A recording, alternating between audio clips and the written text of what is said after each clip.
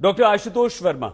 Doctor Verma, आपको लगता है, आपसे भी निवेदन डॉक्टर वर्मा, कि बीजेपी की बात ना करते हुए वो जो महत्वपूर्ण मुद्दा है सर, क्या हो गया डॉक्टर वर्मा? वो कहां गया वो प्यारा गुलदस्ता हिंदुस्तान का, जिसमें हर रंग के फूल महका करते थे और गर्व से हम कहते थे कि हम भारतीय हैं। हिंदू मुसलमान बाद में आता था, पहले भारतीय आता था। क्या हो गया डॉक्टर वर्मा? सही जी, बिल्कुल। आप बहुत वाजिब सवाल है और मुझे लगता है कि आज के परिदृश्य में, चाहे वो राजनेता हो, चाहे जर्नलिस्ट हो या समाज सेवक हो, इस सवाल को बार बार पूछना चाहिए।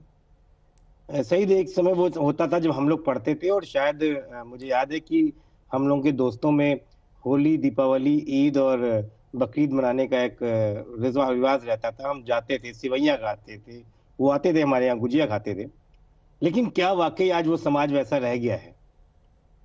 और मुझे बड़ा बड़ा दुख लगता है कि जब कभी कभी हमारे बच्चे पूछते हैं कि हम वहाँ पे सिवैयां खाने क्यों जाएंगे, हम मुस्लिम तो नहीं है। ये आज के बच्चों के अंदर ये जरूर ये सवाल आता है। तो एक अभिभावक होने के नाते इस बात पे दुख होता है कि समाज का जो परिदृश्य इस समय हो गया है। और मैं कोई राजनीति नहीं करना चाहूंगा, लेकिन ये जरूर कहूंगा कि जो समाज में इस समय सरकारें हैं, उनका एक बहुत बड़ा दायित्व है कि इस खाई को पाटा जाए। लेकिन क्या वाकई ये खाई पटी है, या मुझे लगता है कि इस खाई में दरारें और ज्यादा पड़ गई हैं।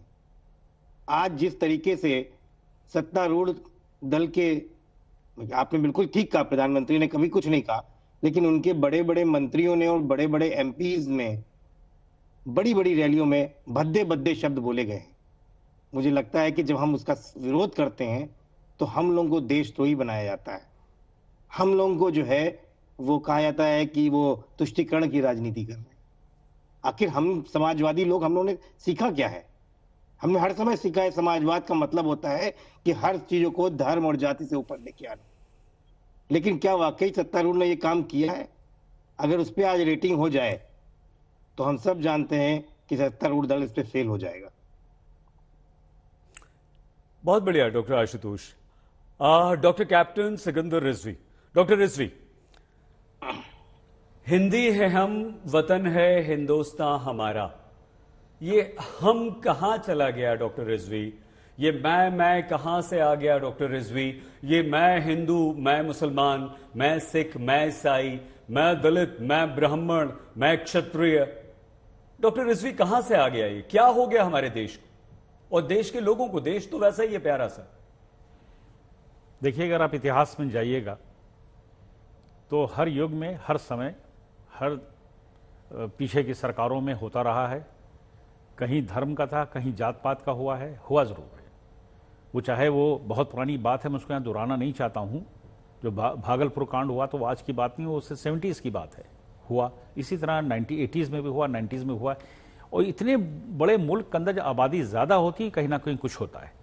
कहीं पे छोटी ज़ात, बड़ी ज़ात, पिछड़े लोग, अगले लोग, इस पे होता है। कहीं हिंदू मुस्लिम पे होता है, कहीं कुछ होता है, ये होता रहता है। लेकिन आप ये देखिए, आज की डेट में 130 और 135 करोड़ की आबादी के अंदर कितने लोग ये करने वाले हैं? क्या हिंदू में हो, क्या मुसलमान हैं, कितने लोग? आप ढूंढिएगा तो 2% नहीं मिलने वाले हैं। और ये वही रही बात मोहन भागवत जी की। उन्होंने तो 2019 में दिल्ली के कॉन्क्लेव में 2 दिन का हुआ था, उसमें उन्होंने कहा था कि मुसलमानों के बिना भारत का हिंदुत्व नहीं, इनकम्प्लीट है। ये सबको याद है। और जब पहला उनका बयान आया था तो सबको झटका लग गया था। और खास करके उन तंजीमों को, उन ऑर्गेनाइजेशन को लगा था वो जो अमन सुकून नहीं चाहती हैं। वो किसी भी फिरके की हो सकती हैं, किसी भी उसकी हो सकती हैं, उनको नहीं अच्छा लग रहा था। इसी तरह से आज की डेट में प्रधानमंत्री जी कह रहे हैं कि भाई हमको विकास पे ध्यान देना है। मैं इस टाइम भारतीय जनता पार्टी के रिप्रेजेंटेटिव होकर नहीं बात कर रहा हूँ, मैं एक एनालिस्ट हूँ। मैं पॉलिटिकल वो मैं देख रहा हूँ कि जो हम देख रहे हैं अंतर्राष्ट्रीय स्तर पे हमारी पॉलिटिक्स, हमारा जो सोच है कैसे जा रही है, अरब मुल्क हमको कैसे वेलकम कर रहे हैं। वही देखिए आज की तारीख में हम यहाँ लड़ रहे हैं, हम यहाँ इस तरह बयान दे रहे हैं। आप पड़ोस के मुल्क में देख लीजिए कि बिल्कुल हैंडीकैप कर दिया, उसमें अरबों का भी रोल है। वो पसंद नहीं कर रहे थे पाकिस्तान क्या कर रहा है, वो कश्मीर की लड़ाई, इसकी लड़ाई।